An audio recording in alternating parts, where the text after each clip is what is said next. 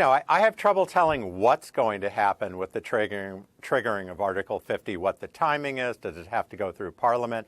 I think the only thing that's certain is there's a lot of uncertainty hanging over the British economy.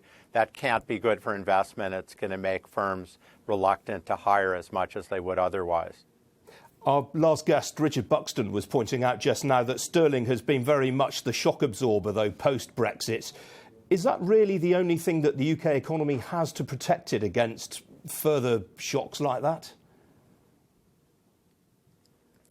Well, having the low value of sterling, if I understood you correctly, has certainly been a cushion against Brexit, and I think it's helped provide some growth, but maybe less than you might have hoped, that it takes time to reorient an export economy. And of course, if you're in the middle of thinking about pulling out a lot of your trade agreements, then that's going to discourage further investment into the export sector too. But yes, the low value of sterling's been very, very helpful. If not for that, I think the British economy would be performing much more poorly. Now, following the financial crisis, you argued very, very forcefully that governments with big deficits had to get real about reducing those deficits. The US is a high deficit nation. It doesn't look like Donald Trump is going to particularly be too concerned about the deficit. Does that worry you at all?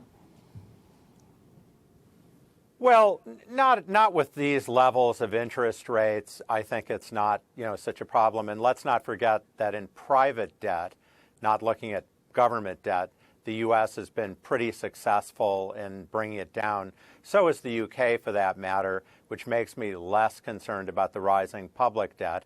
It depends on how you spend it. If he's spending it on useful infrastructure projects, spending it on education, I really think it should be pretty non-controversial. I think it will be. On the other hand, if it's just a giant tax cut for the wealthy, you get a higher deficit, and I don't think you get that much stimulus. But do you think Donald Trump is going to be as positive for US growth as the markets seem to be assuming he will be? I don't know. I certainly can make a case that backing off of some of the regulation that President Obama has done, which maybe was a little excessive in the last couple of years, the infrastructure investment that President Obama wanted, but President Trump's going to be able to get, and the tax cuts, even though they're not good for equality, might stimulate business investment. I do think he could be good for the economy, but on the other hand, I have no idea what he's going to do. He's completely unpredictable. If he starts going off on bashing the Chinese early on and causing problems in trade, that'll be bad. I think some of what the markets are happy about is simply lower regulation, lower taxes, even if there isn't more growth. But all in all, I do think we're going to see more growth in 2017, and I'm sure we're going to see more inflation. What about China? We had some pretty positive manufacturing data out of China today. Are you encouraged by that? Is that a bit of a false dawn, or do you still fret about levels of debt in the Chinese economy? Well, I think we can certainly fret about the Chinese economies, not simply that it's at the tail end of this big credit boom that's completely unsustainable, but also it's gone through this political revolution, a virtual Putinization of China, where the leadership's become much, much more centralized. It's very hard to run a fast-growing economy with such a centralized leadership. So I think China's a real ticking bomb in many ways. Its growth has been slowing down. Its growth could slow down more.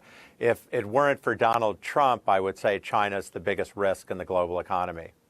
Now, you've got a book out at the moment, The Curse of Cash, where you're calling for large denomination banknotes to be phased out around the world. It hasn't. The Indians have just done it, and it led to chaos. Did they get it wrong? They certainly got it wrong. My book argues just with getting rid of really big denominations. They didn't have any. Their biggest denomination was on the order of $15. My book argues for taking 5 to 7 years to do it. President Modi did it overnight. And then worst of all, he didn't have the new cash printed to replace the old cash. So I really don't understand what they were thinking. They cited a lot of the arguments from my book, The Curse of Cash, but I'm not sure their tactics and strategy are really hard to fathom. Lastly, my book says if you're a developing economy, don't try this at home. It's really for advanced economies that have extensive financial infrastructure. India lags.